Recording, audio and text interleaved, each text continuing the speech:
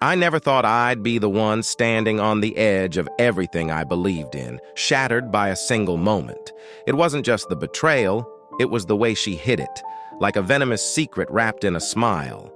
The truth slipped through the cracks, her deception exposed in a flash of horror that felt like a punch to the gut. The woman I loved had vanished, replaced by someone I could no longer trust. The anger burned deep, but what scared me more was the cold emptiness left in its wake. Like I'd lost more than just her, I'd lost who I was. "Where have you been?" She rushed towards him the moment she spotted him. He was surprised she knew he was there. Maybe the front desk told her when the taxi arrived. She got to him just as the duty manager began talking to him. He ignored the manager and turned to his wife, forcing a smile. "Hey, sweetie, I'm back. Did you miss me?" She stopped in front of him, a little out of breath. Her blonde hair was tied back, but a few strands were loose, framing her face nicely. Her cheeks were red from walking quickly. "That's not funny, Sal. I was worried." He shrugged and started walking towards their room. "I don't know why." She paused, but seeing he wasn't stopping, she hurried after him. The duty manager stepped in between them. "Mr. Calzone, you need to go on the excursions if you signed up for them. It's a rule here." "I didn't sign up for anything." "Your wife signed you up. If she does that, you have to go." Sal stopped and faced him. "I don't think you get it. I'm not going on your outing. I told my wife I didn't want to go, and I didn't. Tomorrow you're—" Sal interrupted him. "What do you think I'll do? Your wife has signed you up for a sailing trip down the coast." He looked at his wife. "Are you going on that, Alice?" She shook her head. "I have a spa appointment. Reuben will go with you." He let out a small laugh without any real humor. "She's not going, and neither am I." He started walking again, feeling his camera bag bump against his side as he moved away. "Mr. Calzone!" he heard someone call, but he ignored it and kept going. He tried the black access ring on the door lock. It didn't open. He tried again, realizing that the manager and his wife had caught up with him. "My ring isn't working." He kept his voice steady, knowing it was best to stay calm. "I'll help you," his wife said, stepping forward. "No, wait. Why isn't my ring working?" The duty manager replied, "We turned off your access when you were unaccounted for. My things are in that room. If this ring doesn't work in 5 minutes, I will get my belongings another way." Sal looked at his watch and sat on the small stone wall nearby. "Mr. Calzone." 4 minutes and 50 seconds. "Sal, I can let you into the room." His wife stepped forward and opened the door. Sal gently moved her aside and closed the door again. He tried the ring on the lock, but nothing happened. That didn't solve it. He glanced at his watch again. 4 minutes and 30 seconds. The duty manager glanced between the couple. "Okay, I'll help you get back in." Sal checked his watch again. "You need to hurry. You've got 4 minutes before you need to bring someone to help." The man hurried away, leaving Sal and his wife alone. "Sal, what's happening? Why didn't you join Reuben on that trip? He went alone and was really upset." Sal shrugged. "I've told you already. This vacation hasn't been what I expected. It's supposed to be our time together, not just yours with your sister. I came here to be with you. And we will spend time together. If you had been here tonight, we could have connected." "Honestly, Alice, I was only a bit late. My taxi followed the minibus back. We wouldn't have had much time together anyway." "But tomorrow evening we can be together. You should go on that trip. I thought you'd have fun. When you come back, we can have dinner, just the two of us." Sal shook his head. "No, I've made it clear. Don't sign me up for trips without asking me first. If you're not going, then I don't want to go either. I don't get why you're upset. Most people appreciate when their partner arranges activities for them. Most people on vacation with their partners want to spend time with them, not someone else." He checked his watch, counting the last 20 seconds. He turned to the door and pressed his ring against the lock. "Sal!" his wife called. "Don't!" The door clicked open, and he stepped into the cool air of their suite. He set down his camera bag on the table and went to the fridge for a drink. He enjoyed the quiet sound of the bottle opening. He returned to the table and took out his camera. He released the memory card and walked to his laptop, inserting the card and turning it on. "What are you doing?" He could hear her impatience. "I have some pictures to look at. I had a snack before I got back." It's not like we can actually do anything together, is it? You kind of made that hard with your choices. We can still have fun together. Not right now, I can't. She wrapped her arms around his neck from behind. You could help me with things. Sorry, Alice, I'm just not in the mood. He gently moved her aside. Then there was a knock at the door, and Alice went to answer it while he worked on his laptop. He logged in and started looking through his photos from the day. He looked up as the duty manager walked in. He returned his focus to the screen until he heard the man clear his throat. You shouldn't have a laptop here. I need this for work. I can't give it up. He made eye contact, remembering he had left his phone during check-in, but this device was important to keep. Calzone, because of your actions today, the hotel is giving you a warning. If this happens again, you might be asked to leave. Sal looked up from his work. Okay. Tomorrow I won't join the trip my wife planned for me. I won't go anywhere without her. You can ask me to leave. This place hasn't met my expectations. The access I have here is limited, the staff isn't helpful, and for the high price I paid, the service hasn't been good. I feel more like a problem than a guest. He raised a hand, signaling the manager to let him finish.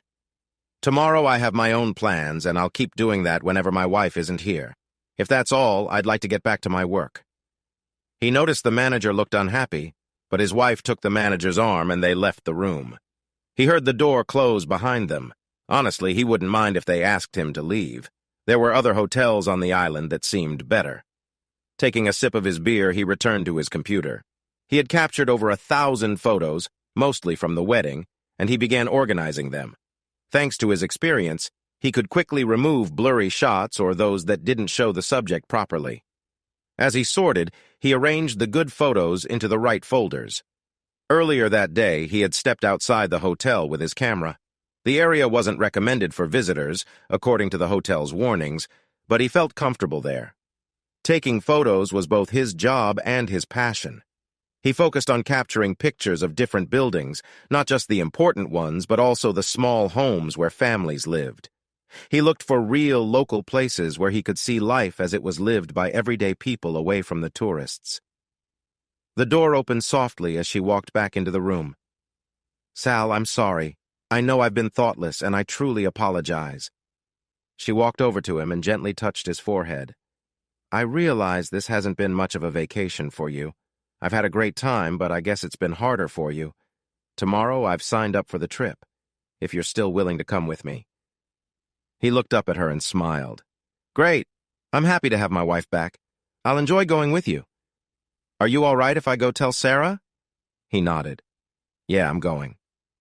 To be a little busy. Yeah, I know, she finished for him. She understood. They both knew he was focused when he worked. After a day of shooting photos, he'd spent a few hours looking through them. She left the room, and Sal glanced up as the door closed.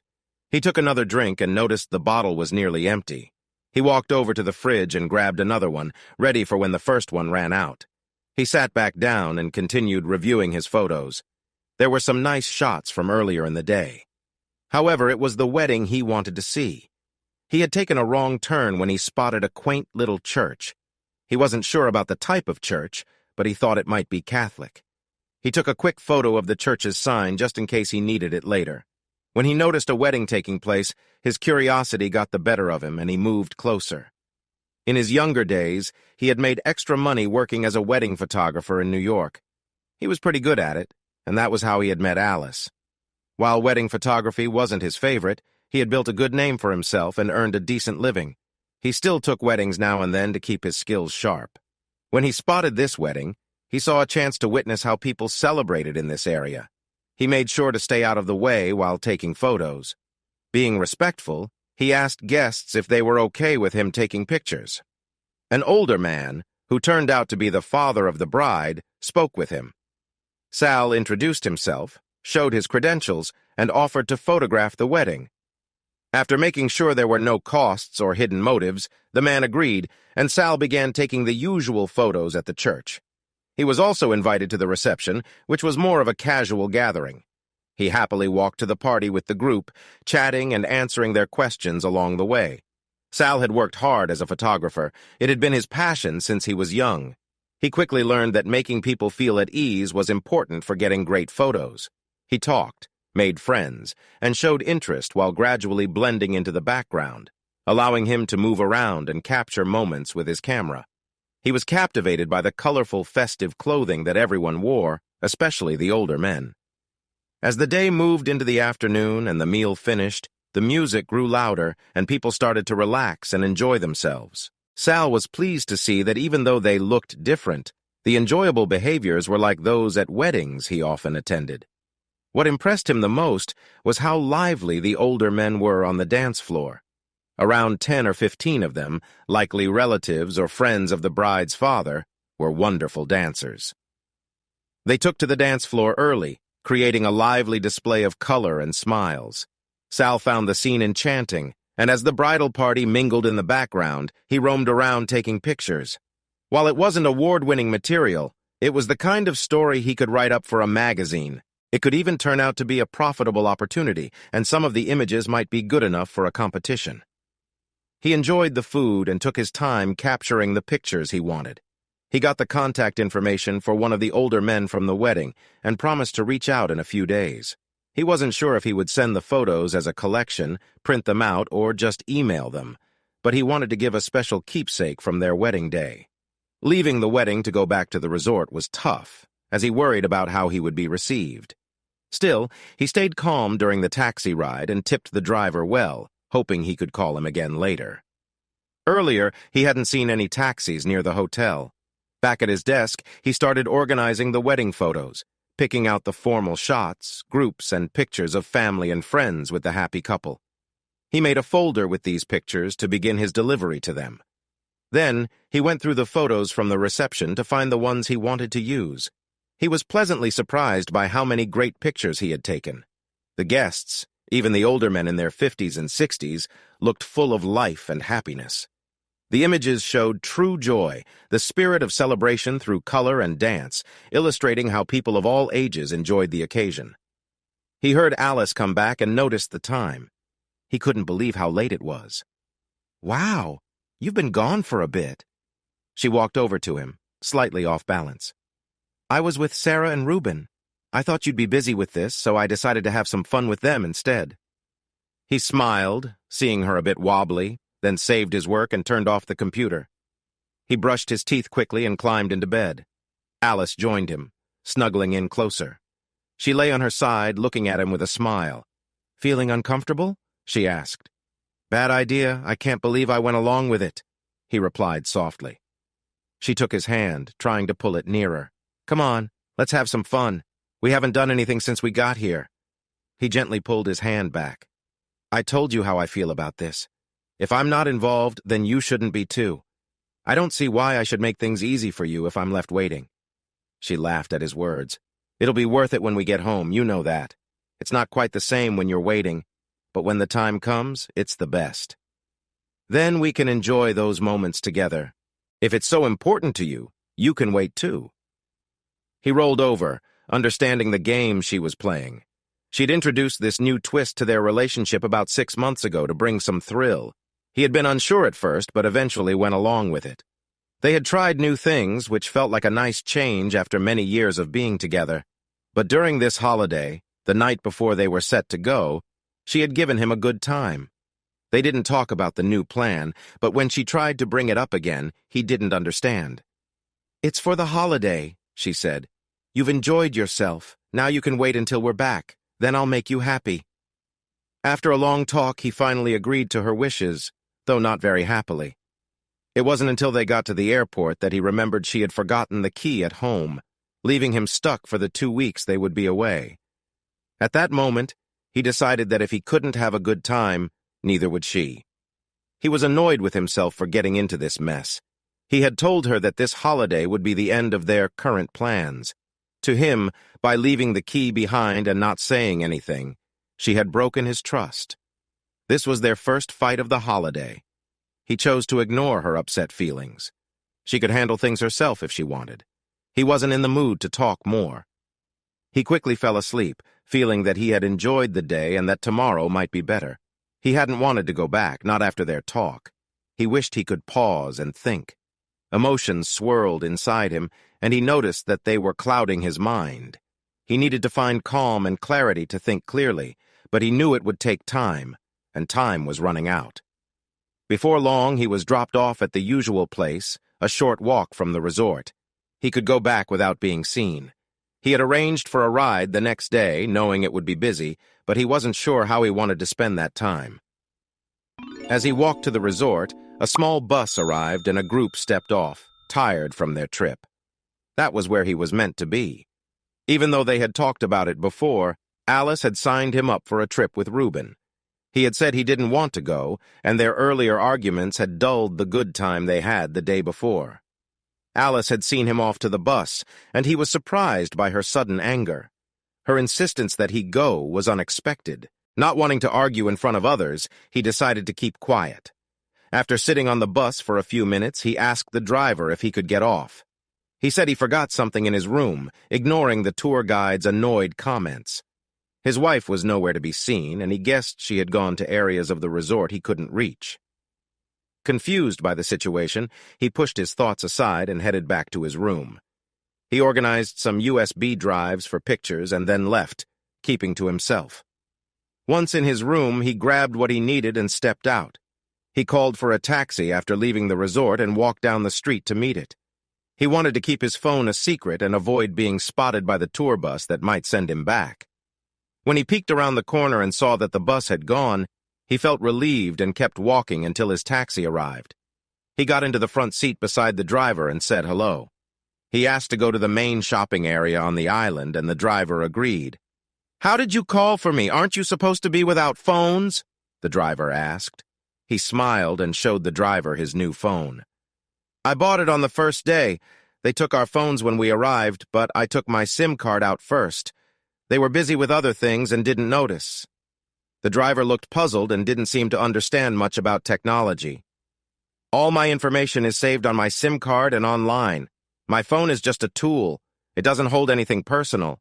I got a new phone and switched the SIM card. They think I can't reach anyone. I think they've got it all wrong." The driver chuckled and nodded. "You're clever." Sal shook his head. "Not really. I didn't go to college. Others did. I learned by doing. That's how life has been for me, learning through experience." This was one way he didn't quite fit into Alice's world. She went to college, not just because she was bright, but because her family had the means. Her older sister Sarah went first, and Alice followed 2 years later. She took the same classes and even joined the same club. Sarah helped her along the way. Sarah met Reuben at college, but they didn't start dating until later. Sal didn't have the same advantages. He knew he wanted to be a photographer from a young age and realized that being great at it came from working with skilled photographers and practicing constantly. So that's what he did. His parents encouraged him to finish high school and get good grades. He took photos in every spare moment. If he wasn't at school, where he had a camera, doing chores, training at the gym, or trying to earn a little money, he was taking pictures. When he sat down to eat or study, he was always busy. After school, he tried to find jobs as a photographer, but everyone he approached turned him down. He took a moment to think things over and chose to try a new method. He started doing wedding photography on weekends when he was around 13 or 14. At first, he worked as a helper without pay. He would carry equipment, run errands, and help set up shots for the photographers. Although he wasn't paid, it allowed him to watch and learn. He observed how people were posed and how skilled photographers planned their shots to give clients exactly what they wanted with fewer pictures. He worked with various photographers and earned a reputation as a dependable assistant. He loved the job and was eager to learn more about photography. He had some chances to see different styles of photography. He witnessed commercial shoots that focused on items like jewelry and makeup, interesting but not what he really enjoyed. He loved weddings. The gatherings of families, the celebrations, and the happiness. There was a vibrant energy at weddings. Even though there were sometimes small issues, the overall feeling was uplifting. He found studio work dull in comparison, too rigid and not as lively or focused on people. As he continued to grow his skills, a key moment came when he worked with an older photographer at a wedding. This older man wasn't in the best shape, so Sal took on many tasks to help him. This photographer worked for the New York Times, and that day he opened a door for Sal by inviting him to see the office. For the older photographer, it was just a kindness, showing Sal a different work environment in return for his help. For Sal, it felt like a new opportunity had begun. He had left school a few months earlier and was searching for a way to support himself. He went to the office out of interest, knowing little about photojournalism, and that day changed everything. He loved the buzz of the newsroom, the fast pace, the sounds, the lively atmosphere. Within an hour, he felt welcome. He kept returning, becoming a regular in the office. He took on tasks, helped with errands, and stayed available to assist. In just a week, he received a pass that let him go in and out of the building easily. After 2 months, he had a job. Apprentice photographer. It might not sound very grand, but he was now a real employee at the New York Times, part of a respected team. He had a press card that gave him more access than he could have gotten on his own. He focused on his assignments without any complaints. He made friends and learned a lot by watching the experienced photographers and picking up their skills along the way. As time went on, he found himself with more chances to take photos. 3 months into his stay, one of his pictures was published, a small, blurry image in the New York Times. That day, he started a scrapbook, which he kept updated, now mostly in digital format. He saved every photo of his that had been printed. "You're American," the driver said. "You don't know much about hard work." A fun little challenge started between them as they drove into town, each sharing stories of their lives, making the trip enjoyable. He had chosen to leave his cameras in his room, and instead used his new smartphone with its camera for any pictures he might want to take. However, his main goal was to edit photos and get signatures on model agreements, knowing how important those agreements were for future sales, whether to magazines or as framed art. After a while, he found a print shop and explained what he needed to the man at the counter. He waited as his photos were printed. He also bought a nice album from the shop, paid the bill, and took a moment to organize his pictures in the album while enjoying a cool drink to beat the heat. Thanks to a lifetime in New York, he had a sharp sense of directions. As he walked, he grabbed a bite to eat and headed to a spot he had visited a few days earlier. There was no rush. The outing his wife thought he was on would end around 6. He had learned it was often easier to ask for forgiveness than for permission, so he wanted to enjoy his day before thinking about any consequences. He reached the house where the party had been and stood outside, trying to remember where the old man's house was located. He had enjoyed a few drinks when the old man pointed it out, so he worried he might not recall the exact spot now that he was sober. As he moved closer to the house, he saw the old man sitting in the shade. A hat was tilted down over his face, and he could hear soft snores as he approached. "Good afternoon, Charlie," he called out. The figure stirred and pushed the hat up to see who was speaking, taking a moment to recognize him. "Mr. New York cameraman, how are you?" Sal was offered a chair and a cool drink as he sat down. He presented the photo album to Charlie. "I came to give you this. Honestly, they turned out even better than I expected. You all look great." He watched as the old man flipped through the album, taking his time to look at each photo. When he closed it, he looked up at Sal. "How much do I owe you?" he asked quietly. Sal shook his head. "I told you at the wedding it's free. I do this back home, and it was nice to spend the day with your family. It was a lovely experience for me." "Free?" The old man looked surprised. "This costs money." He pointed at the album. Sal shrugged. "This is what I do. I take photos, and there's no point if no one enjoys them. Think of it as me giving something back." He noticed the man's cautious expression. "Okay, look, if you want to help me out, I could sell these photos, but I need a release signed." "I sign my name and that's it?" Sal nodded. "You'd be helping me out. I got some great shots of everyone dancing. I'd like to do something with them." "We can dance." "Sure, your outfits looked great together. We're part of a club, you know." Sal shook his head. "We've been dancing for years." The last word stretched out, highlighting their long history. "You're really good at it. Do you want to see our club? Want to see our proper dance?" "I'd like that," Sal replied, a little unsure. "Let me show this to my family first, then we can talk. Sound good, Salvatore?" The old man called for his wife, and Sal smiled as the man showed the photos, pointing out friends as if she didn't already know them. Afterward, they went to the bride's home, where everyone in the neighborhood got to see the album. Sal tried to stay in the background but was constantly pulled forward and thanked. By mid-afternoon, the excitement calmed down. Charlie sat next to him and handed him another drink, which Sal gratefully accepted. "Club nights are on Saturday. That's when we dance. You come down here and I'll take you to our club and you can take photos of us." Sal smiled. "I'd really like that. If it's anything like this wedding, it'll be amazing." "Oh, it's even better. You're going to have a great time." Charlie playfully nudged him. "Thanks, Charlie, but I'm happily married." He paused and chuckled lightly. "Well, I am married, but perhaps not as happily as I thought." He paused, sipping his drink. It tasted sweet and refreshing in the afternoon heat. "Trouble at home?" "Yeah, we came on vacation with her sister and brother-in-law. So far, I've spent one day with her. The rest of the time, she's been off at the spa with her sister." Charlie grimaced.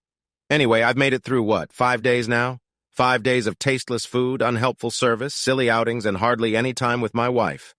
But," he held up his hand, nodding slowly, "but on the bright side, I only have 9 days left. Almost halfway done." Charlie shook his head slowly. "I'm sorry about that." "No need to apologize. The wedding was my first chance to break free. That was the best part of the trip so far. Yesterday was pretty nice, too. My wife joined me for a day trip that she had planned, and we had a wonderful time together. I've had 2 good days. Today was nice. Spending time with you all has been really fun." "Sal, I'm sorry. I truly am. Hey, Charlie, don't worry. This is just a short moment. It will pass. I've got some plans set for the next 9 days, and I'm starting to push back a little. I've found ways to enjoy myself. They won't break me. I'm pretty tough." "So, what plans do you have? How are you handling things?" "I have a mobile phone." Sal held up his phone. "Didn't they take it away when you got there?" Sal nodded. "Yep, but I got the SIM card out. Everything on the phone saves to cloud storage, and without the SIM card, it's just a device. As soon as I put the SIM card into this new phone, I was in a better spot. This phone is even nicer than the one I gave them. Smart move. A small win, but it means I can call a taxi and get taken into town. It gives me a bit of freedom." "Good. So you can get a taxi when needed. I have a regular driver and have been giving him good tips to keep him happy. He's having a great week. By the time I'm done here, he'll have a new car." Charlie laughed. "How do you avoid their plans?" "I use different tricks each day. The first time I told my wife I was going and then didn't go. I just wandered off and waited until I saw the minibus leave. Then I followed it until someone picked me up. That was on wedding day." "That sounds easy." "Yeah, they were not happy when I returned. I was warned that if I caused more trouble, I might be asked to leave. Could be a blessing in disguise." "I don't know, Charlie. My wife was just as upset as the hotel staff. If I get kicked out, I'm not sure she would come with me." "It might not be the worst thing." Sal looked at him. He had been talking with an older man, but not really listening, just giving short answers. The last comment caught his attention. "Today, my lovely wife put me on the minibus." "Sounds like she wanted some space." "Yeah, it does seem that way, doesn't it? Anyway, I sat down, let them drive off a bit, then I talked to the driver until he stopped. I said I left my camera in the room and got off the bus to get it. I didn't wait for them and walked back. After a while, I called my driver for a pickup, and here I am. I don't think that trick will work again, though." "So your wife came along for one day out. What about the others?" "One day I went with Reuben, my brother-in-law. That was the first day. The second trip I went alone because there was a mix-up, and he couldn't come. On the third day, I didn't go. Day 4, Allie joined me for the outing. Then today, he was with me again. But this time, I let him enjoy the trip. He didn't seem happy when I managed to slip away." Sal chuckled at the memory. "I guess your wife has a gold ring. Her sister has a gold ring. Reuben has a pink ring, and you've got a black one. Am I right?" Charlie looked down at his feet as he asked. "Yeah, that's right. How do you know that? Is that what all the resorts on the island do? I've never seen that before." Charlie shook his head. "No, only one resort here has that system. Gold rings get the best treatment. They pick what the pink and black rings eat." Sal nodded, feeling uneasy. A cold knot formed in his stomach. He wanted to know more, but he wasn't sure he did. "Yep, Each color has its own menu. Gold gets good food and chooses for the pink and black rings. Pink is better than black, but not as good as gold. Black is at the bottom. Why do you have a black ring and your wife a gold one? Sal shrugged. I don't know. It was given to us when we checked in. They decided before we arrived. At first, I didn't realize there was a difference. Later at dinner, I asked and was told to just accept it. We were new and probably didn't get how things worked. He paused for a moment, thinking. I asked Alice about it, and she said she didn't choose who got what ring. I asked to borrow her ring so I could see more of the resort, but she wouldn't let me in case they took it from her. Does your wife usually follow the rules? Sal laughed. Not usually, but here she seems to enjoy the special treatment her ring gives her. She keeps signing me up for activities even when I don't want to. And she chooses my meals, too. She won't share. Charlie, still avoiding his gaze, just shook his head. What am I missing, Charlie? Sal asked, his tone sharper. What else is different about this vacation? Charlie asked. What else is new? Sal paused to think. A thought crossed his mind, but it seemed unlikely. He sat there, trying to sort through his options. He could feel that something important was just out of reach. I don't know. Yeah, you do. It's whatever you aren't saying. Sal thought hard, but nothing came to him. He looked around for ideas. Finally, he met Charlie's gaze. It's not just the ring bothering you, is it? How do you know? Sal breathed. All the black and pink rings are worn by a lot of men. That's not true, Sal replied. Not at all. He got up and began to gather his things. You almost had me there, Charlie. I was starting to feel like there was something more happening, something beyond just chance. He kept gathering his things. Thanks for the drink, and please thank your family for being so nice, and also, thank you for the form. He shook his head to clear his mind. I won't be seeing you on Saturday night. I know when I'm being led on. See you later, Charlie. He started to walk away. Sal, the older man called. Sal, come back and sit down. You need to hear the rest. Sal turned back. Rest? What are we talking about, Charlie? Charlie pointed to the chair Sal had just left. After thinking for a moment, Sal decided to sit back down. He thought he could spare a few minutes for this man. Sal, the people with black rings are in the dark. That's what the ring means. The people with pink rings know what's going on and accept it. Accept what, Charlie? All the men with black rings and pink rings are facing a big limitation. Charlie raised a hand to keep Sal calm. The easiest way to prove this is to find another man in the same situation as you. If you do, that shows I'm right. You understand? Sal nodded, feeling the tension ease as he calmed down. So, men with black rings and pink rings are both facing this limitation? He added, wanting to make sure Charlie understood. That's right. The men with pink rings can be freed by their wives, while those with black rings cannot. So Reuben is stuck, like me, but Sarah, his wife, can free him while Alice cannot. Charlie nodded.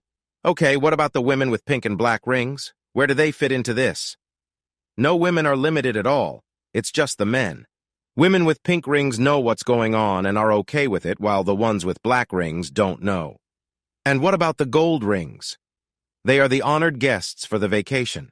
They get the best treatment, with all the best food and access to everything. The hotel staff helps them enjoy their stay and keeps their spouse's activities private. Sal thought back to when he was separated from his wife. He remembered some paperwork he had to fill out while she was away. At that time, he hadn't thought much about it.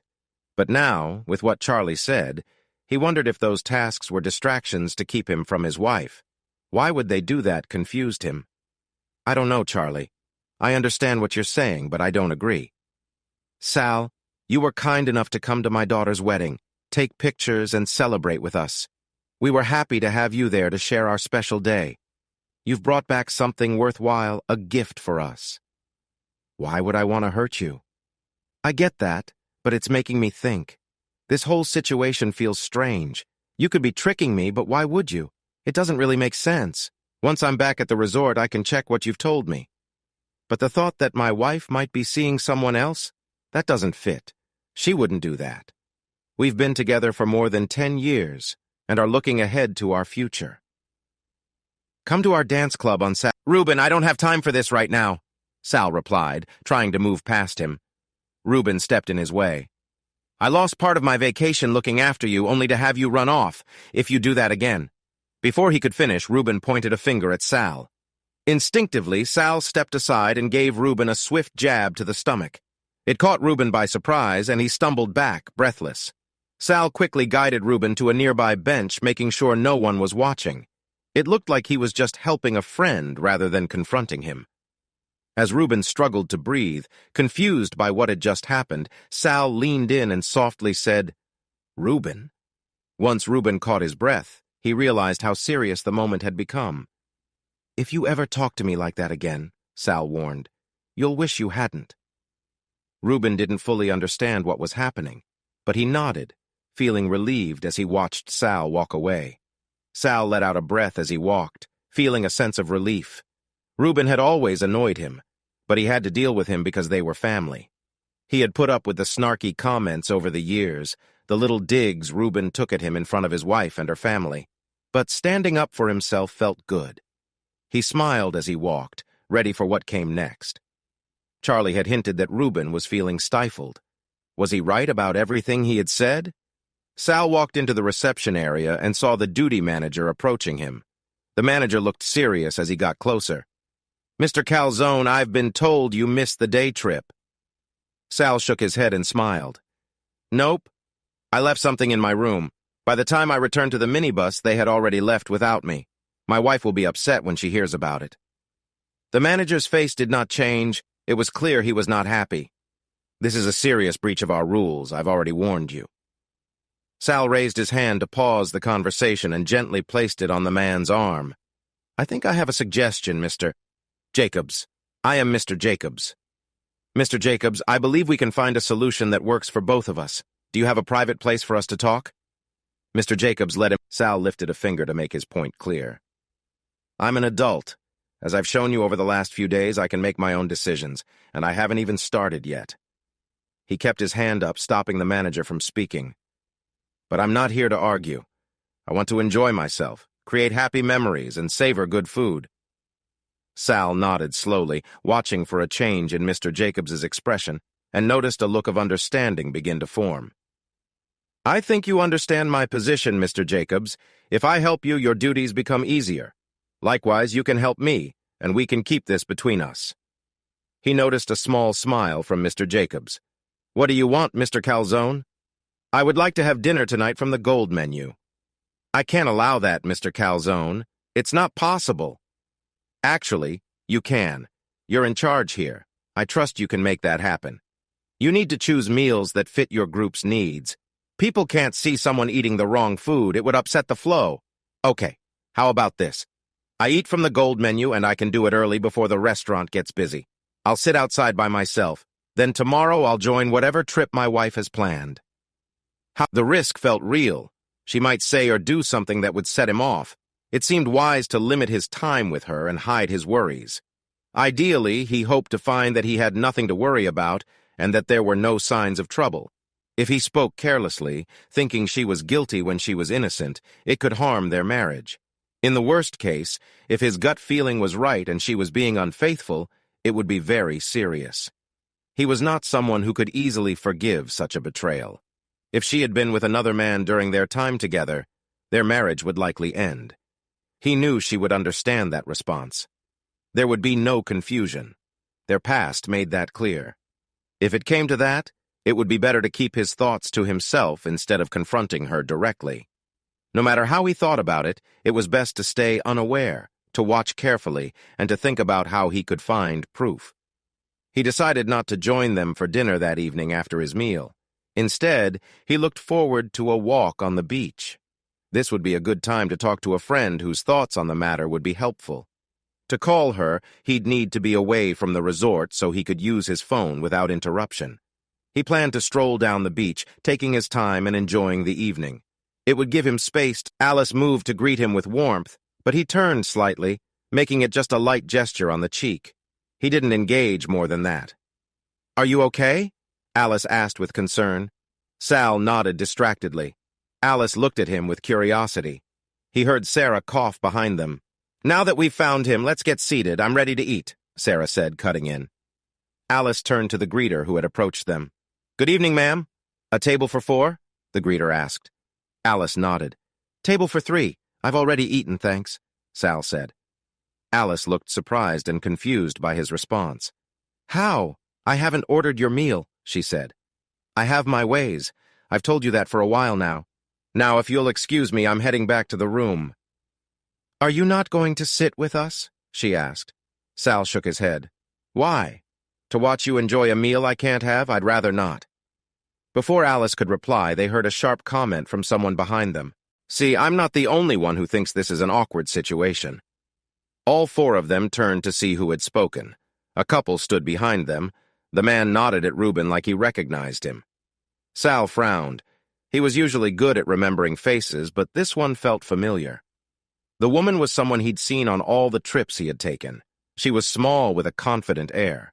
She appeared to be around his age, attractive with dark brown hair, warm skin, and bright brown eyes. He greeted her, saying, Hey, it seems like our partners are a bit distracted and think they can treat us however they want. She agreed with a nod. It does feel that way. The service here has been frustrating enough, but the support from my husband is what really bothers me. Why isn't he on my side? I know, right? Sal replied. If the tables were turned, I'd want to share the good moments. I'd take Alice on adventures and try to make her vacation enjoyable. I'd expect her to do the same, yet, for some reason, that's not how it is. They both shared a knowing look, both understanding the situation well. But she doesn't seem to notice how I feel about this. She seems to think that if she keeps saying everything is fine, I'll be happy. He leaned in, ready to speak quietly, but made sure everyone could hear him. I think she's taking me for granted. Exactly, the woman replied. It's not just how poorly the resort treats us, it's that he's okay with it. Why does he get to enjoy everything while I'm sent on trips he picked out for me? Why doesn't he want to spend time with me?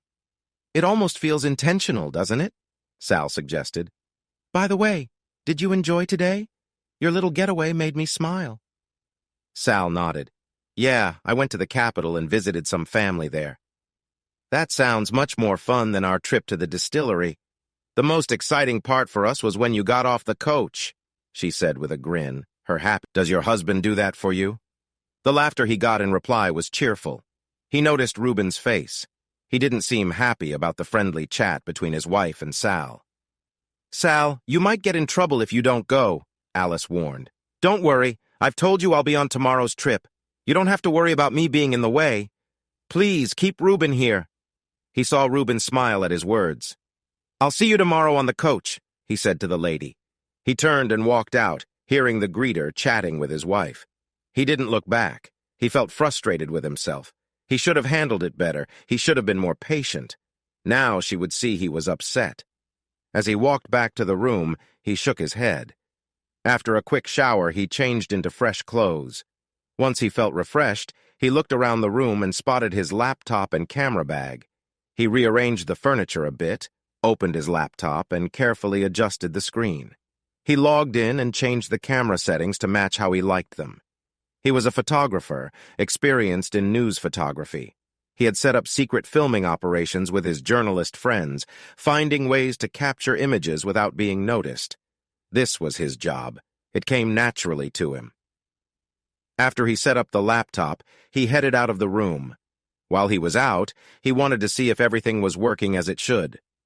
He left his room and carefully placed his ring in a safe spot, knowing he might be followed and not wanting anyone to track him.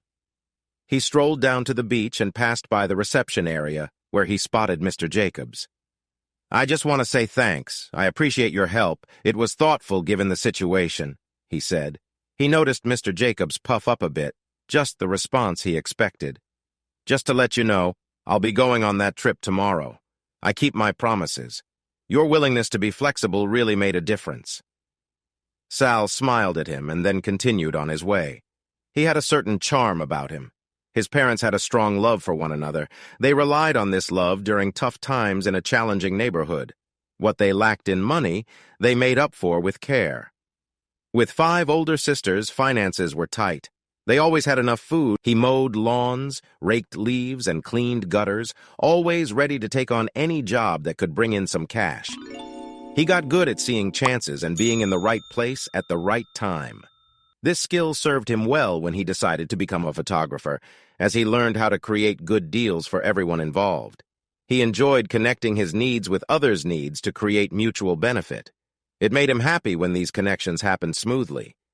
When both sides got what they wanted, it felt like building a bridge. A delicate bridge, but a bridge nonetheless. Once that connection was made, he worked to make it stronger, and he found joy in that process. He rarely accepted no from people. He was persistent and kept trying, not by being forceful, but by understanding the reasons behind the no and figuring out what changes would lead to a maybe or yes. He liked being the underdog and making a comeback. That was how he felt during this vacation. He had been feeling down, trying to grasp why he was unhappy and why support from his wife felt lacking. Charlie's words had affected him deeply, leaving him with a heavy heart. But bit by bit, he was beginning to feel better. He had his phone for communication, and they didn't know that. He had a driver who could help him find a way out, and they weren't aware of that either. He was building a connection with someone new, an ally, even if it was a cautious one, and they didn't see it coming. Tomorrow, he would spend the day with her, moving from being strangers to friends in just one day. They didn't realize what was happening. Most importantly, he understood the situation clearly. This wasn't just by chance. Trading his active role in trips for better food showed him this. The resort wanted him to take part in activities. He started to see that not being there made a difference. While he didn't have all the answers, Charlie's thoughts had opened his mind. He needed to look into this more. He walked along the beach, rounding a bend and moving out of sight from the resort. The cool sea breeze felt nice on a pleasant evening on the empty beach. He enjoyed the calming sound of the waves gently hitting the shore, mixed with the calls of birds in the warm air. 20 minutes later, he took out his phone to check for a signal. Scrolling through his contacts, he picked the person he most wanted to talk to and dialed. It rang a few times, and he started to worry he might have called at a bad time when he heard her voice. Flash. "Hey, Snoopy! You can't imagine how great it is to hear you, and you might not believe me if I told you. Keep the sweet talk coming, and I might stay on the line long enough to hear it all." Sal chuckled. "How's your vacation in paradise? Ready to face the struggles back home yet? Wait, what if this is your only chance to ask for help? Am I your go-to, Flash? Snoops, you have no idea how much I've missed you. If you were here, I'd give you the biggest hug. Baby doll, if I knew I could get a hug from you, I'd be there already. You're known for being stingy with your hugs." As soon as he heard her voice, the knot of worry in his stomach started to loosen. He felt like he had someone on his side now. There was someone to support him, someone who could help him think and lift his spirits when he needed it. "Trust me, Snoopy, if you were here, I'd be giving you a big squeeze right now." "So why are you talking to me instead of your wife? What's going on, Flasharoonie?" "I really don't know. Seriously, I'm in a bit of a jam here. It feels strange, and I wanted to chat with someone I trust to see what they think." "And I'm the one you trust? Flash, I never knew you felt this way about me. This could change everything for us." "I appreciate the jokes, but I really need your advice. Please think carefully about what I'm saying because this is really confusing me." "Okay, give me a moment." "All right, go ahead. Use simple words. You know the rules. Keep it straightforward. I might take a little longer to understand things." Sal laughed again. Snoopy was a colleague at the New York Times, a journalist and an investigative reporter, and they often worked together. They were of a similar age and had always got along well. He called her Snoopy, not just because of the cartoon dog, but also for her knack for finding stories, patiently digging until she revealed the truth. He was Flash to her Snoopy, a reference to his quick photography skills. They worked together to expose a landlord who was taking advantage of illegal immigrant tenants. Their teamwork helped showcase the situation, gather proof, and create a strong story about a serious issue. At one point, one of the landlord's associates confronted Snoopy. After a warning that she didn't take seriously, Sal stepped in to protect her. His quick action led to some light-hearted teasing from their co-workers, which strengthened their professional bond. Depending on what was needed, Sal took on different tasks, covering events from social gatherings to sports matches or taking photos of court cases. Snoopy always tried to bring him along when she needed a photographer, and outside of work, she often sought his advice. He enjoyed her company and would happily share a coffee with her when things were quiet. "Okay, This might sound a little strange and it's kind of embarrassing, so please be nice to me, all right? I'm really worried right now with some alarms ringing in my head, a lack of evidence, and too many doubts. That sounds odd for someone on vacation with his wife in a Caribbean resort. Tell me more, I'm all ears. All right, so I'm on holiday with Alice, her sister Sarah, and her husband Reuben. Alice and Sarah booked the trip online, and it wasn't cheap. We have 2 weeks here, and I've been here for 5 days already. He paused for a moment, trying to collect his thoughts to be as clear as he could. Snoopy listened quietly, encouraging him. When we got to the airport, we arrived with other guests, and we all took a minibus to the resort. Everything seemed normal so far. Before we left, there were some health forms. Alice and Sarah had to see a doctor for some vaccinations, but since mine were current, I didn't need any. When we reached the resort, everything went quickly. They asked us to hand over our mobile phones and other devices. Okay. Sal could sense her concern. I know, I've never experienced that before, so I took the SIM card out of my phone and gave them the device. Smart move? Did they notice? No one questioned me, so I guess they didn't. I didn't mention my laptop because I see it as work-related, not something I use for communication. Clever. I assume you got another phone to call me? You catch on quickly. Funny guy. Please continue. So I gave them my phone but kept the SIM card while everyone else handed over theirs. Next, we were given these rings. They act like keys that let us move around the resort and access different rooms. I got a black ring, Reuben got a pink ring, and the girls received gold rings. Why are they different? I asked the same thing. I was told they were given out randomly to our group and we can't trade them. With my black ring, I have basic access around the resort. That's too bad for you. I know, right? The pink ring has a few more perks, but the girls enjoy all the extra benefits without having to pay. That's really not fair. It gets worse. There are some areas of the resort I can't visit, but Allie and Sarah can go wherever they want. They can attend special events that I can't, enjoy a wider menu, and decide what I eat from my limited options. That seems unfair. Yep, especially since she won't share her meals. I have to stick to what my ring allows. I'm enjoying my meal while she's having a better one. What I can eat isn't my choice. It's up to her. So, how do you get a better ring? Can you buy one or pay extra? Nope. The ring you get is the one you keep. No trades, no upgrades, no refunds. That could create problems at home, huh? For sure. I wouldn't treat her like this, but I'm stuck with it. Even Reuben has a better situation than I do. Sounds a bit odd. I understand there are different service levels, but it feels like your wife and her sister put you on a lower tier. I asked her, and she denied it completely. What else is happening? There are different activities each day. Do they depend on the ring? Yep. My wife decides what I do, and every day I'm sent on various outings, like trips to places of interest, fishing, and tours of historic sites. Sounds fun. I have to go or I catch heat. She stays at the resort. After a few days of fussing, I finally refused to go, and she joined me for one trip, which turned out to be lovely. Exactly what I expected from our vacation. We had a great time together, but since then, it's back to me going alone. How long do these outings last? All day. That seems a bit strange. Yeah, Reuben's been with me, but he's pretty much the only one with a pink ring on the outings. Sarah hasn't gone on any trips, and I've only seen Allie with me on one outing. Other than that, nothing. What do they do at the resort while you're out? Spa treatments? Relaxing in the sun? Mingling with other gold ring holders, I guess? They don't say much, and when I ask, I just get vague replies. Have you thought that you might be getting the better part of the deal? I did, but that's not what I want. I wanted to spend time with my wife, enjoying our vacation together, not being separated while she hangs out with her sister. I get that. But after a few days, I got really frustrated and said I wouldn't go unless she joined me. She wouldn't, so I decided to explore the city on my own. I call it a city. It's their capital, but it feels more like a big town. That's impressive. You seem to have a knack for this. Don't forget it. When I returned, the hotel staff was upset with me, and so was she. The next day, she came with me, but then left again, and that's where we stand now. That sounds annoying. I would leave a less than stellar review online and share my thoughts there. But you should talk to Alice about how she's treating you. It's not fair. I'm surprised she's acting like this. She should be supportive.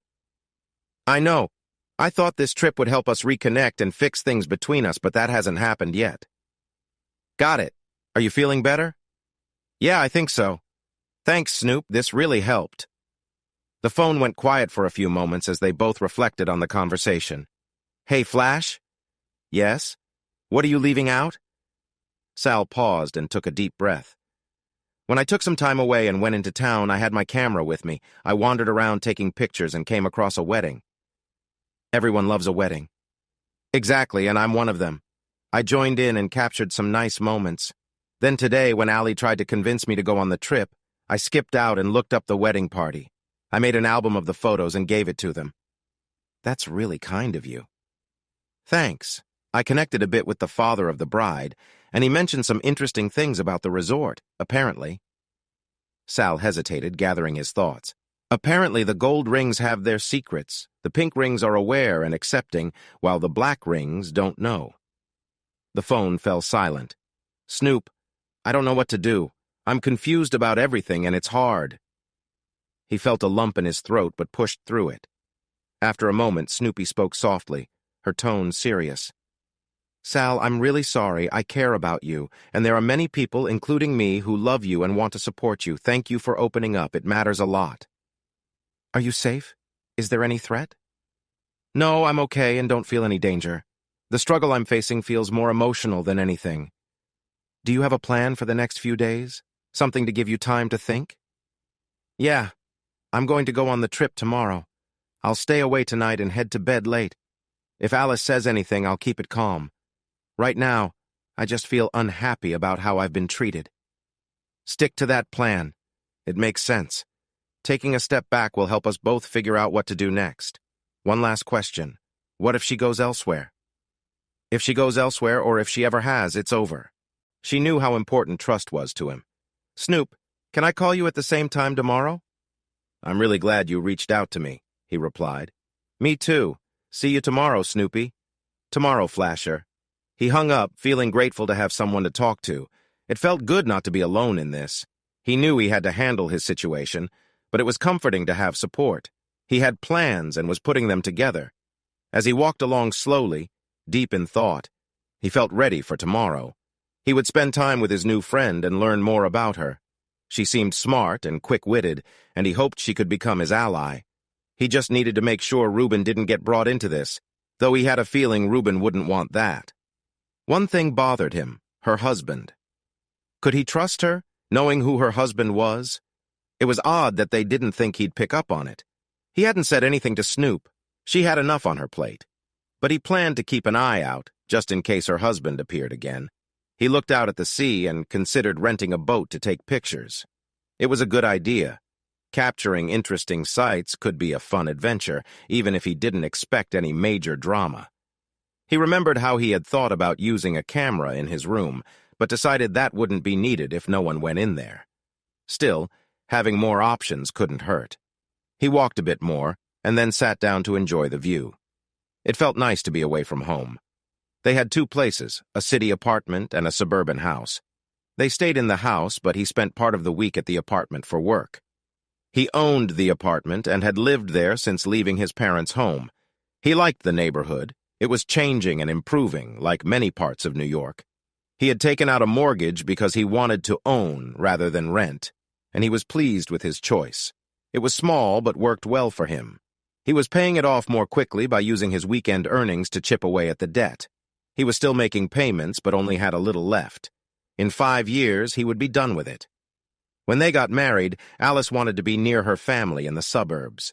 The idea of living in the busy city didn't appeal to her. It was too loud and hectic for everyday life. She longed for a peaceful place to relax. They found a middle ground. Living in the suburbs would be better for Alice, though it meant he'd have to commute a few times a week and balance it with stays in the apartment. She could use that time to visit her family and enjoy being with them. He wouldn't have to worry about his work hours affecting her life. He had enough money for their bills and to share the house costs. Since she came from a wealthy background, the house was not a financial burden for her. The ownership of the house was outlined in their prenuptial agreement. He would keep his belongings because they weren't seen as shared property, while she would keep the house. Her father wanted to ensure his daughter's wealth was protected, so he insisted on a prenup. Sal didn't mind. He had a lawyer look it over to make sure it was fair. Once he received assurance, he signed it eagerly, hoping for a marriage like his parents, one with a partner to build a family with. He couldn't remember if the agreement mentioned anything about loyalty, so he decided to check later. It was just another detail to think about, he mused. He shook his head and turned his attention to the sounds around him. Looking around, he admired the fading light and the colors of the evening sky. Standing up from the sand, he started walking back to the resort.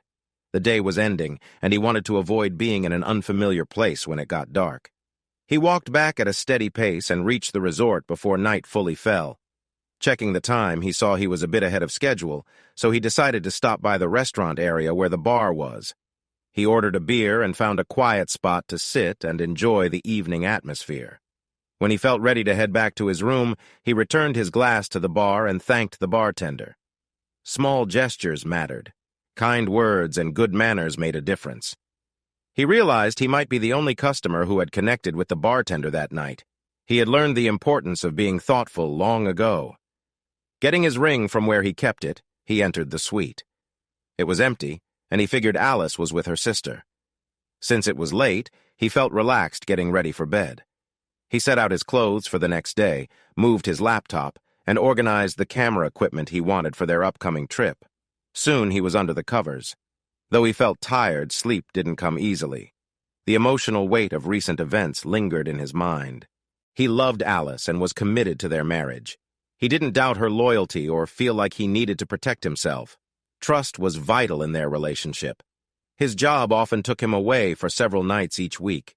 He knew that if Alice chose to stray, it wouldn't be very difficult for her. He didn't check in on her because he was away from home a lot and wasn't usually suspicious. After all, why get married if there were trust issues?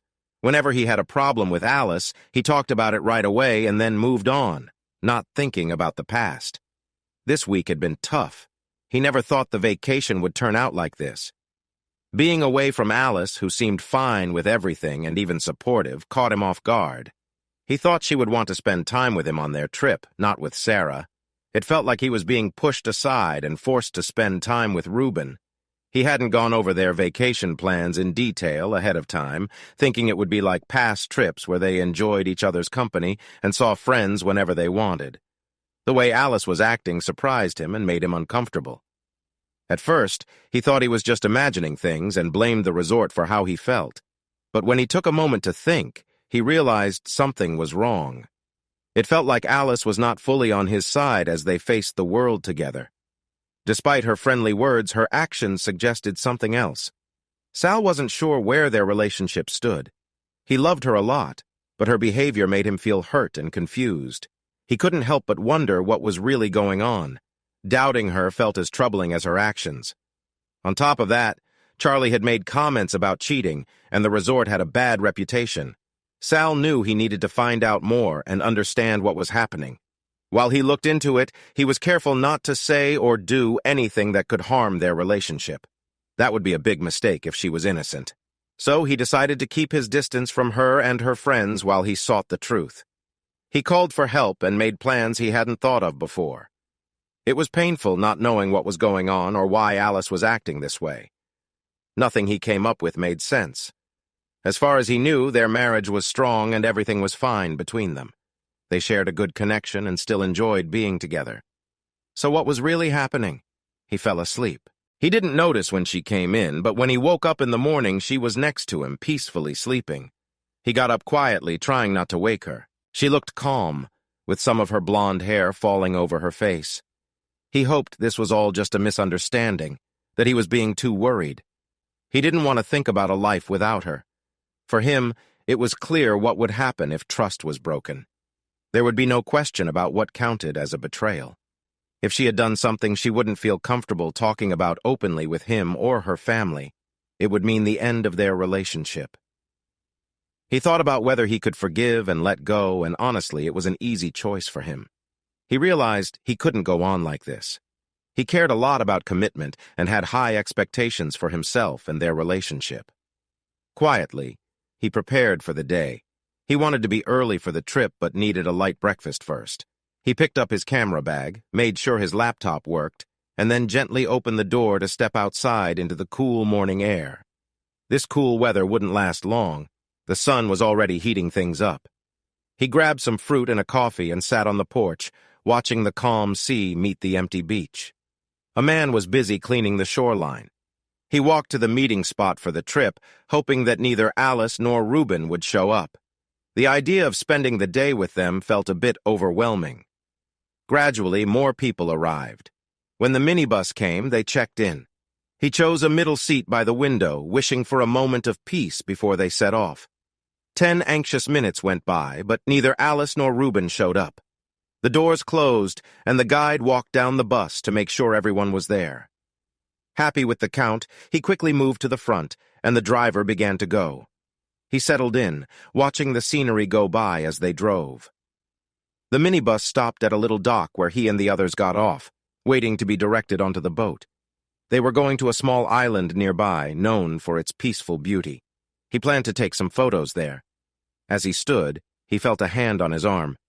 "Hey, Mr. Escapologist, what are you doing here?" "Hey!" Sal smiled when he heard her voice. He had hoped she would be on the trip. He hadn't seen her, even though he had been looking for her. "I promised I would come. My promises matter to me." "Your promise is your word, right?" "Exactly. When we say something, we should do our best to keep it. And when we make a promise, we should follow through?" "Absolutely. So I'm curious, what made you promise to come today after trying to avoid it?" "Let's see how today goes, and I might tell you later." He looked down, and she smiled back at him. "My name is Salvatore Calzone, but everyone calls me Sal." "Hi, Sal. I'm Lucienne Frost." "Lucienne, that's a lovely name. I like it." She smiled at his compliment. "Everyone usually calls me Lucy. Do you want me to call you that, or do you prefer Lucienne?" "Either works, whatever feels best." "You have a bit of a southern accent." "I was born in Texas and now live near Boston, so my accent has softened a little." "You sound a bit nostalgic." She shook her head, her dark curls bouncing. "No, not really. I do miss the warmth, the friendliness, the food, and just listening to the way people talk. But I wanted to get away. I grew up in a small village and dreamed of the big city with all its excitement and energy." "Do you find that in Boston?" She shook her head again, a bit more firmly. "Not really. Life is often about making trade-offs. One day you realize you're living a life different from what you pictured." Sal laughed. Then someone came over to guide them onto a small boat. They found a cozy spot to sit and continue their chat. "So, what's in the bag? I've noticed you carrying it." "It's a camera with some extra tools." "Oh, nice," she said as he opened the bag for her to see. Everything was neatly arranged, making it easy for him to find what he needed. "It's not fancy. I didn't want to bring an expensive camera since I wasn't sure how much it would handle during travel. The case is good, but not perfect." "This isn't a good camera." He could see she was surprised. "No, it is a good camera. A great all-rounder. I can take portraits, landscapes, and it works with different lenses." He showed her some of the lenses as he spoke. He zipped the bag again. "This is a great choice when I'm unsure about what I'll want to capture. If I knew exactly what I wanted, another camera might be better. This one fits many situations and is quite sturdy." "So you're a photographer?" Sal chuckled. "Kind of obvious, right?" "Yes, I work as a photographer for the New York Times." "Wow, that's impressive, the New York Times. That's a great job, Mr. Calzone." Sal smiled at her light teasing. "I'm sorry if I came off as bragging." "That's okay. I admire that you're proud of where you work, and rightly so. They're one of the best in the world at what they do." Sal felt proud. He valued his job at the Times. "So, what do you do?" "I work with sound." "You work with sound? That sounds interesting. What do you do with it?" "I'm a sound engineer. I help venues get the best audio from different performers in their spaces." "Is there a lot of work in that?" "Oh, yes. I have more work than I can handle. It's a unique job, and not many people do what we do, so we can pick and choose our projects." Sal asked, "Do you have any children?" He noticed a hint of sadness on her face as she shook her head. "I'm sorry. That was a thoughtless question. I can see it wasn't the best to ask." She placed her hand gently on his. "It's okay. It's just a tough subject for me and my husband." Sal remained quiet. He had learned over the years when to give someone space. After a moment, she continued, I come from a big, close family. I want that for myself. My husband wants kids too, but it never seems like the right time. Yeah, I understand. I feel like I'm talking to someone just like me. My partner has said we can start thinking about children after this trip. Lucienne looked at him with curiosity. I know, Sal added, seeing her face. Right now, I'm not sure how things will change for us after this holiday. But still, Sal shook his head. She has always wanted to focus on her job first, to reach a certain point before considering kids. She thought it was best to wait until she was 30. Now we're nearly 35, and having kids feels more like a wish than a plan. It's tough, isn't it? Time keeps moving, and it seems there's no rush on their part. We have a saying at work. At the New York Times? Yes, at the New York Times. Thanks for remembering. Lucienne smiled playfully at him. We call it longing off. It means we plan to do something eventually, but not anytime soon. I like that. I think that's exactly how I'm feeling. I'm longing off too. Could you be happy in 10 years if you don't have kids? Lucienne looked serious and paused. I don't think I can. I know I want children. I feel the same way. If this trip doesn't change anything for us, I want to see some real progress on having kids in the next 6 months. I want to stop taking my birth control and start really trying. An awkward silence filled the space between them. I'm sorry. I didn't mean to bring us down, Sal said softly. Don't apologize. Sometimes a tough question helps us see things more clearly. I know I have a lot to think about. As they reached the island, they stayed close to each other. They gathered their picnic things and drinks, checked in with the organizer, and then set off together. Sal was having a great day.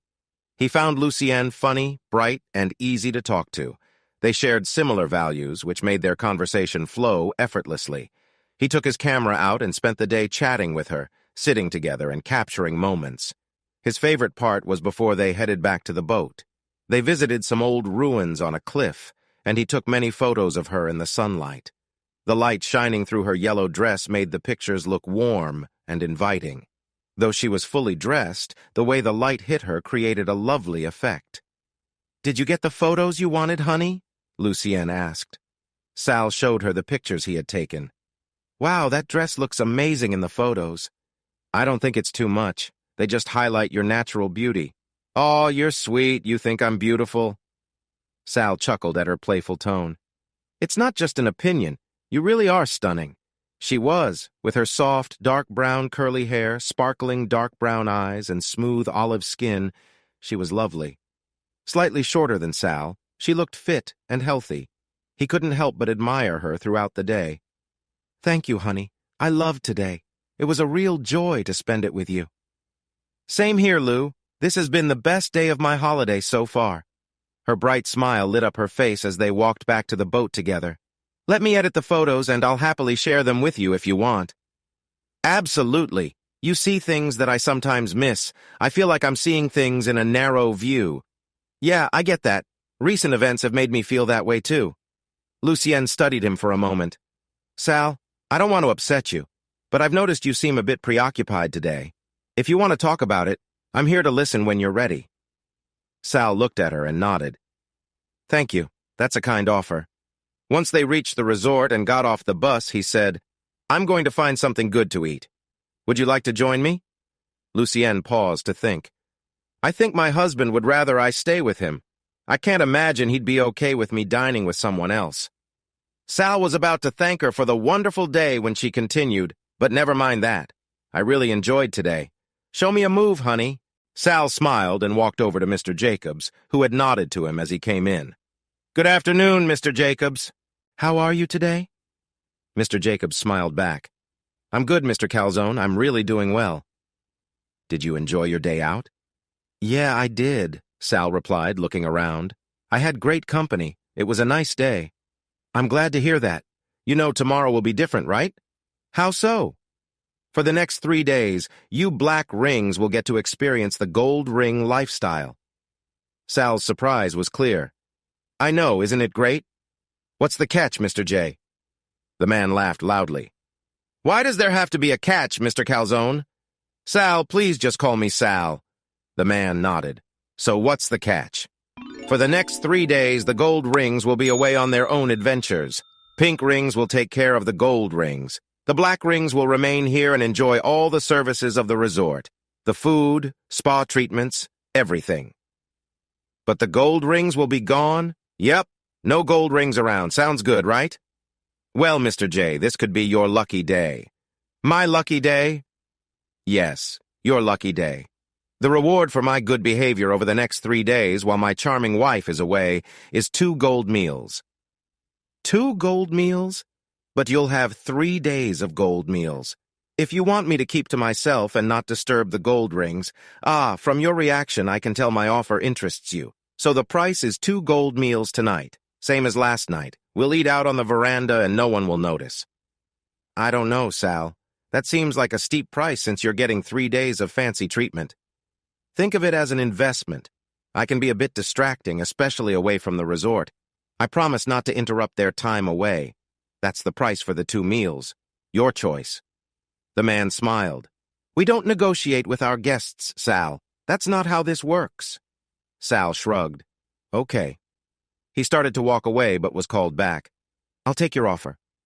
Go to the veranda and I hope you both enjoy your meals. Sal smiled at Lucienne. Follow me, ma'am. Your table is ready. What did you just do? Are we having one of the special meals? Yep, we need to sit out on the veranda. And you can't tell anyone, especially your husband, how I got it or that we had the nice food.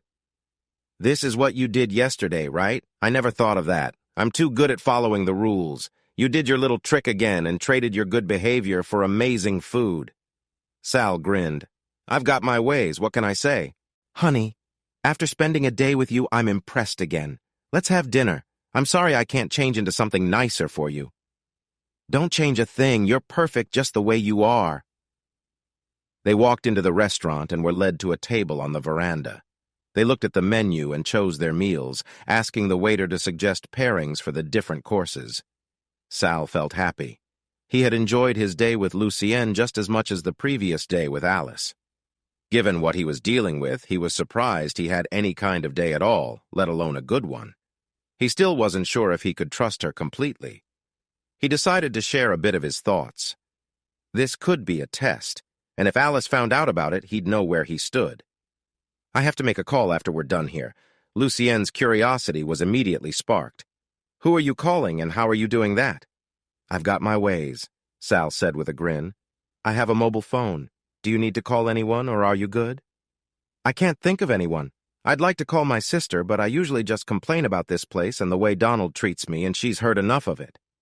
Not very patient, I take it? No, she thinks I should leave him. She didn't like that he has been unfaithful and believes I should just move on.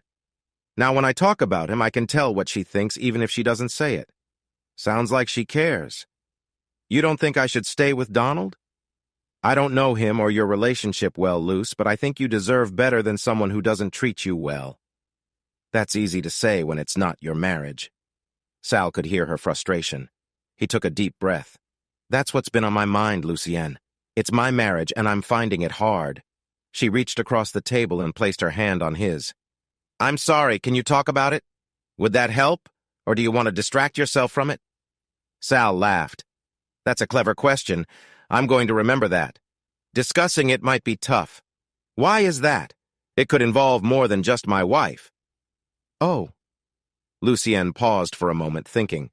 Are you trying to keep me out of it? I don't know. There might be something that worries me. That's what the call is for tonight. Trying to think through some options.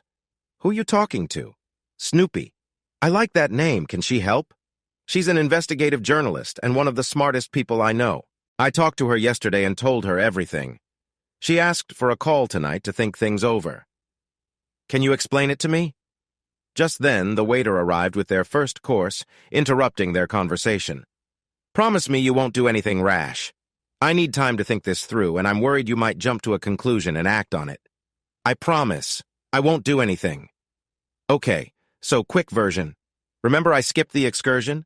Well, the first time I went to the city, I spent the day taking photos. One day I found a wedding that needed a photographer, so I decided to help them out. That was kind of you, Lucienne said. Sal shrugged. I used to do wedding photography to earn some money. I still do a few each year to stay sharp and make a little extra, so it was an easy task. Their wedding was lively and colorful, quite different from the usual ones I see. He paused to enjoy his meal for a bit. After I left yesterday, I put together an album of the photos. I went to the father of the bride, a guy named Charlie. He welcomed me when I arrived. I handed him the album, and he was really happy. Everyone in the neighborhood came by to check it out. "Sounds nice so far. What's the twist?" Lucien asked.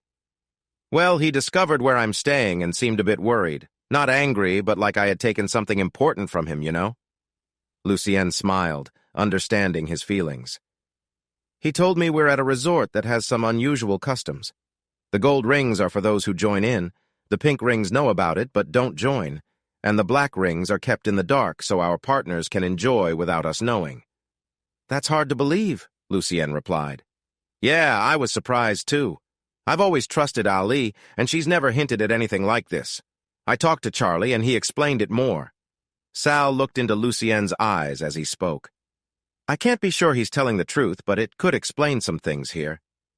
Feeling a bit mixed up, I went for a walk last night and talked with Snoops. I needed to get my thoughts out. The waiter returned, pausing their conversation to clear the table and ask if they enjoyed their meal. Once he left, Sal went on. "I don't have proof yet, but I plan to find out what's really going on before I leave." "Ah, so that's why you went on the trip," Lucien said. Sal nodded. "Two reasons. It was a good excuse to take a break from Alice. I don't fully trust myself around her." He looked at Lucien. "I'm not someone who would hurt anyone, so you don't need to worry. I just want to be ready before I talk to her instead of acting on impulse." "That's smart. Also, I got to turn my good behavior of going on the trip into a chance for some great food. 2 wins. Plus, I got to spend the day with you, which I've really enjoyed." "Do you believe Charlie?"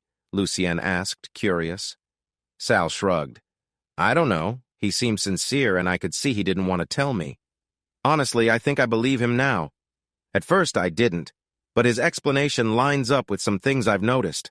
I need to find proof. I'm not going to make any big choices based only on what Charlie said. Ali deserves more than that." Lucien reached over and gently touched the back of his hand. "I'm sorry. This must be hard for you. Figuring out what to do has been pretty clear. It's dealing with the feelings that's tough. I don't want to believe it, but something inside me says it's true. I'm having a hard time with that. On top of everything, I just can't understand it. All I keep asking is how? Why? When did it start? Is my whole marriage a lie? There are just so many questions." "Sweetheart, you've done well so far. I've noticed something is bothering you. You seem distant sometimes. You are here with me, but not really with me. I don't know if I could stay calm like you, so what's next?" "Finish dinner with you, enjoying each moment. After that, I'll talk to Snoopy. She might have some ideas if she's not flying down here right now." "Will she do that?" Lucien asked with a smile. "If she thinks there's a big story and that I need help, then yes, she might already be on her way. I love her name. It's very unique. Does it relate to her work?" Sal nodded. "Exactly. So if you call her Snoopy, what does she call you?" "No one else calls me that, just her. She calls me Flash." "I see. That's a clever name, thinking about what you do." "Exactly. Honestly, I don't know what I'm hoping to hear from her. Hopefully she can think clearly and guide me on what to do next." "What if Charlie is right and you find proof of unfaithfulness? Can you move on from that?" Sal shook his head. "No way. I guess I'm not that strong. For me, trust means everything. If that happened, I'd want to end the marriage as quickly as I could." "No chance for a second chance?" Sal shook his head. "Sweetheart, I thought the same way before Donald was unfaithful.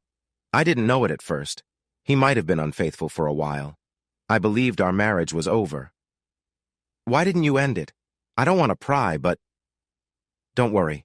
Look, here comes the waiter." Their main dishes were served, and the waiter explained them. Sal picked up his wine glass and gently clinked it in a toast. "To the truth." Lucien smiled and repeated the toast. The food was as good as it looked, and they both enjoyed their meal.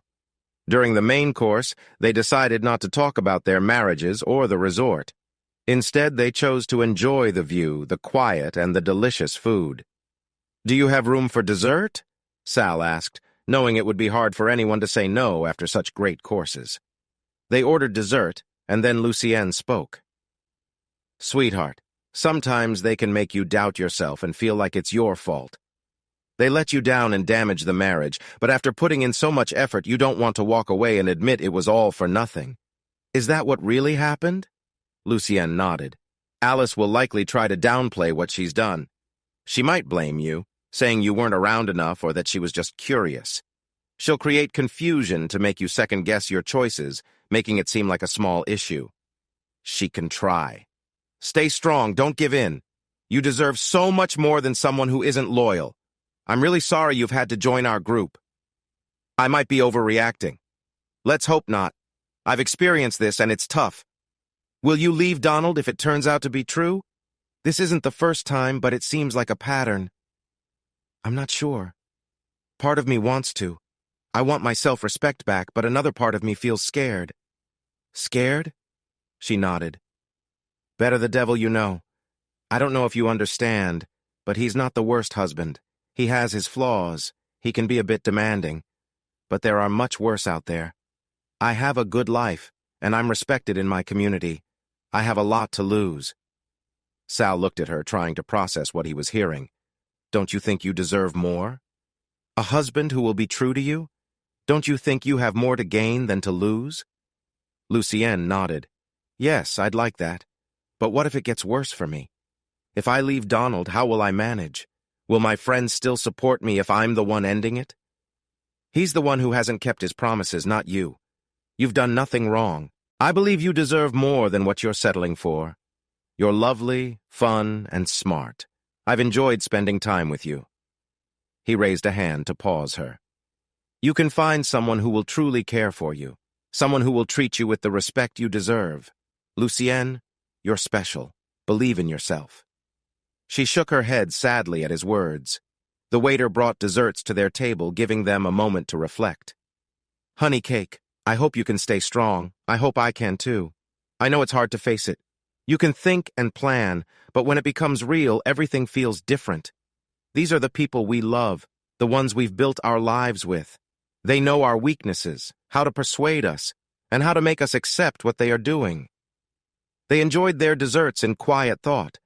The silence wasn't awkward. They even shared a spoonful of each other's treats. "Thank you for this, Sal. You really do have skills." "My pleasure. That's what frustrates me about Alice. She knows that if I was really serious, I'd be treating her nicely and making sure she had a good time. There's no way I would treat her like she has treated me." He sighed. "Right. I need to talk to someone. If my friend is correct and the gold rings are away for a few days, can we hang out tomorrow?" His voice had a little hope in it. "Let's leave together. I hope your call goes well. I'm here for you, Sal. You're a good person, too good for this." They thanked the waiter and left the restaurant. As they stepped outside, they spotted Alice, Sarah, and Reuben entering with Donald. Donald moved aside with Lucienne when he saw her, and Sal noticed him talking to her quietly while holding her arm. Sal kept a calm face as he greeted his wife. "Hey, Alice." She came closer to him, trying to show some warmth, but he turned his face a little, staying collected. "I've missed you, Sal. Are you all right?" He shrugged. "You could have spent time with me, but you chose not to." She looked down, avoiding his eyes. "I'm sorry, dear. Our day together on Wednesday was the best part of this trip. It was for me, too. I struggled with how quickly you wanted me out of your way yesterday. I'm sorry it felt that way. I really didn't mean it. I just worried we might get in trouble, and I was having a good time." Sal stood there, quiet. "Are you ready to eat?" she asked, trying to connect with him. He shook his head. "I already ate with Lucienne." "How did you eat without me choosing your food? I thought I had to pick for you." He shrugged. "I found my own way. I didn't like you choosing for me. I can handle myself. We're about to eat. We've been with Donald today. He'll join us for dinner so you can get to know him better." Sal shook his head. "No, I have other things to do." "Sal, I'm worried that we're not spending time together. You seem distant." "You started it, Alice. I wanted to be with you, but you haven't been around. If you make some time, I'll be there with you. We have the rest of the trip. Let's spend tomorrow together." He noticed her expression. "Oh, so you've signed me up for another plan? I thought you were upset that we weren't together, yet you want me to be apart again. What's going on? No, it's not a trip. It's a special experience for the next 3 days. Sal perked up. Oh, cool. We can finally do the things you've liked. That'll be great. Not exactly. I'm sorry, Sal. The twist is that we'll be away for those 3 days. 3 days? Then I don't want it. I would rather have you here and deal with this other stuff. I'm sorry. I thought you'd enjoy the luxury. He shook his head. I'm not sure what's happening, Alice, but something feels wrong. Just eat your dinner and think for a while. I'll join you later for a drink. But really, think about if you want to go, okay? He turned to leave and saw Lucienne and her husband coming back to their group.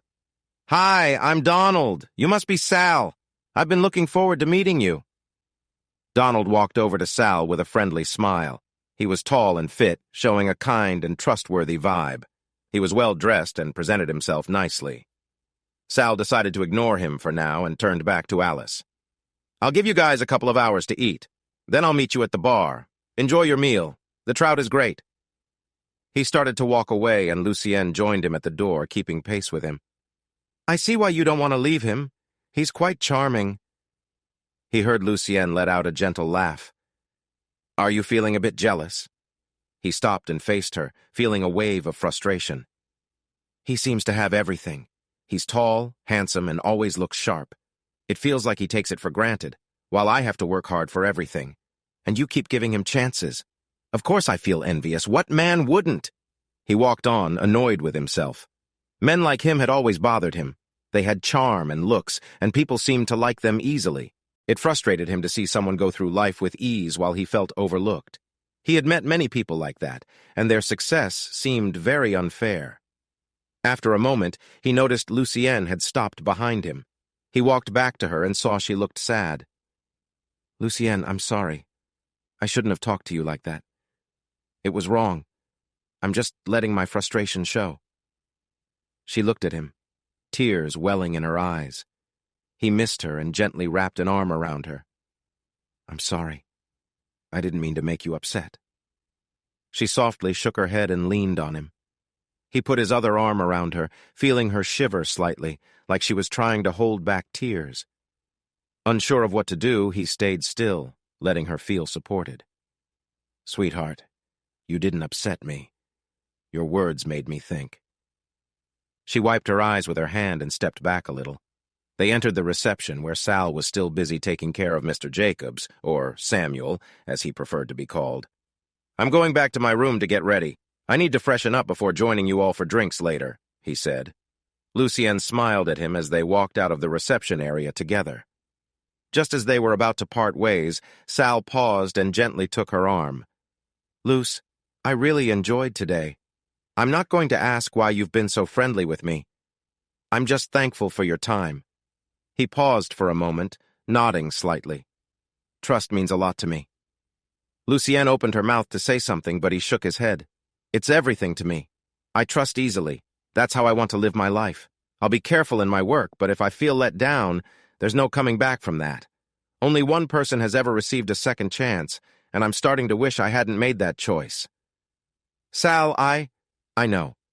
I trust you. You genuinely are not here because of your husband. I understand. Right now, I'm putting my trust in you. I've taken a small risk. I've been honest with you. He smiled at her. Well, mostly honest. I don't know you well, and as much as I like you, this is about my marriage. He looked into her eyes. You haven't let me down yet, but I feel you have some thinking to do about what truly matters to you and who you want to be. He paused, noticing that his words had made an impact. Good, that was his intention. He liked spending time with her and felt a relaxed connection between them. She seemed to enjoy the day as much as he did. He leaned over and gave her a gentle touch on her cheek. See you soon. Sal walked briskly away from her, carefully entering his room and heading for the bathroom. He locked the door and turned on the shower. He pulled out his phone and dialed the same number as the night before. Hey, Snoops. How's my favorite lady? Flashman, I guess your marriage has some issues if I'm your favorite. That's a bit cold. You've always been my favorite. Sure, how are you doing? Ups and downs. I went on the trip today to avoid Ali. I don't trust myself to stay calm around her. Where did you go? There's a small island with some old ruins from a pre-Mayan civilization. It's really beautiful. I took a lot of pictures of the tropical forest if you ever need any.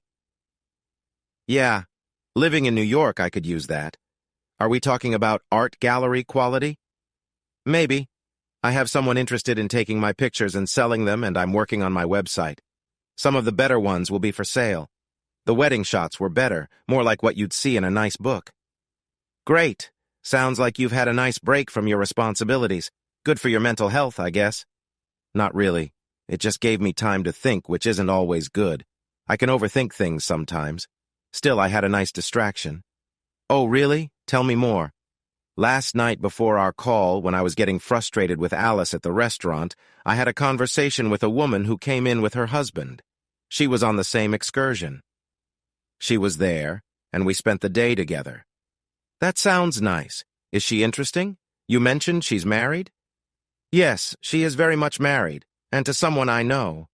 Alice and Co. tried to act like they'd just met him, but I've seen her husband before. It would be quite a coincidence if they met by chance. Snoopy laughed. So you know him, but they don't know you know him? They pretend they don't know him, and today his wife is with you? Seems like they're trying to pull a fast one on you. I had only met that woman the day before, and now she's suddenly all over me. I told her the story Charlie told me and expressed my worries. I also mentioned that I have a phone. Smart move. Do you think she was set up to spy on you? No doubt about it. I took her to a nice place for a meal and treated her well. I told her she could trust me, and now we'll see if she really means it. But just to be careful. You know it. I shared enough so she has some interesting details about me to think over. Now I'm waiting to see if she shares anything. I hope she's honest. Why? Do you like her? Come on, we had a nice day together and she's easy to talk to. She's fun and charming. I liked spending time with her. Flash has a girlfriend, Snoopy teased. I'm married, at least I am for now, and so is she. Right, to Mr. I've seen you before. Exactly. Don't try to set me up just yet. You mentioned your wife's side knows him, but they don't know you know they do. Wait, I'm getting lost trying to follow this. That's right. His name is Donald Frost, and he works in property development in Boston. He went to college with Reuben, was in the same fraternity, and even stood by him at his wedding. I took the photos for that. Keep them in the dark. You have a good memory for faces.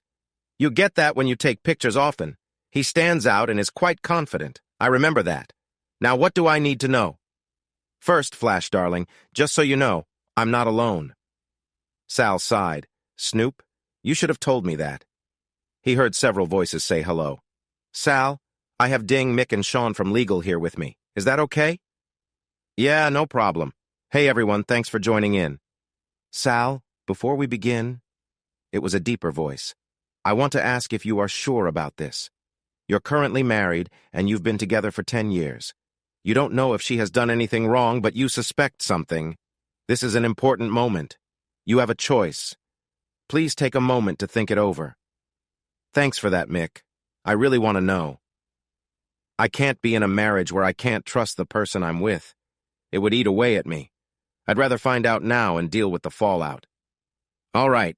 I wanted to give you a chance to step back. Snoopy, it's your turn. Hey, Sal. I did some digging since it was a quiet day. Sorry, but it seems like it's a specific kind of resort. Hearing that felt like a punch to the gut. He took a deep breath. How sure are you? 100%. I checked their website, but I hit some roadblocks. There's a member area, so I talked to Jason. You know Jason from accounts. I know him. Why did you speak with him? He has an open marriage. Really? I didn't know that. Yeah, he and his wife are part of a certain lifestyle. I thought he might know something, and it turns out he could help me get in there. They think I'm one of them now. Did you put him in a tough spot? He wasn't worried. He visited about 5 years ago. He had a good time, but they went as a couple. He's moved on to other things now. Sal shook his head at what Snoopy said. Okay. So, what did you find out? I learned a lot. I know the schedule. I know how things operate. I even know where your wife is going tomorrow with her friends. Charlie was right. Sorry, man. Sal took a deep breath to stay calm. Thanks, Snoopy. I guess I know what I need to do now. What's your plan? I've been thinking about it today. I have some strong suspicions, but I need proof before I make any decisions. Leave her or leave here, right? Both. Do you need help from us? Mick asked. Sal chuckled. Nope, this is on me. I deal with this kind of stuff all the time. They all laughed on the other end of the call. All right, guys. Sal began to end the call. Wait a second, Snoopy cut in. You're not the only one affected by this. There are other people involved. Sal laughed. He hadn't thought about that. Are you suggesting we dig deeper? Are you up for it? There's a story here. Do you want to help others like us? I hadn't thought about that. I was focused on my marriage, but yeah, I'm in. Then it's your story, Sal. You take the lead. Let us know how we can help you get this done, Mick said. Sal paused to think. He hadn't expected this. Normally, a story like this would go to someone more experienced like Snoopy. As a photographer, he could support, but now he saw a real chance for himself. I'm open to ideas, everyone. I'm open to suggestions. Hey, Sal, I can email you a tool. If you can get it onto their system, I'll be able to explore their network and gather some information. Send it over, Ding. I've been working with someone, and I'll be able to get that on tomorrow. Just to be sure, I need to load it and run it, right? Yep, once it's on, it will disappear, and then I can access their system from here. It's simple. Great, that will give us names, dates, and help us understand how everything works. I can find all the details we need to identify the location. If I see proof of Alice's actions, I can note it down. Sal, the trip she's going on is either tomorrow or the day after. I think it's tomorrow. Yeah, it is. I learned about it today. It's a gathering on a small island. They have a beach house and set up a space outdoors for activities under the stars. Sounds good to me. I'll figure out how to approach it. You write it up, Sal. Think about how to turn the facts into a story, Mick said. You have Snoopy who can help you once it's written. Make sure you write it yourself. This will be a good challenge for you. Cool, thanks everyone. Anything else? Yeah, just take care, okay? I don't want you getting hurt or doing anything foolish, all right? No worries. I appreciate your support, Snoop. Thanks, everyone. Hey, listeners. If you enjoyed watching this video and want to stay updated with our latest content, don't forget to hit that subscribe button and turn on notifications. You won't want to miss out on what's coming next. Thanks for watching, and see you in the next video with Queen Cheating Tales.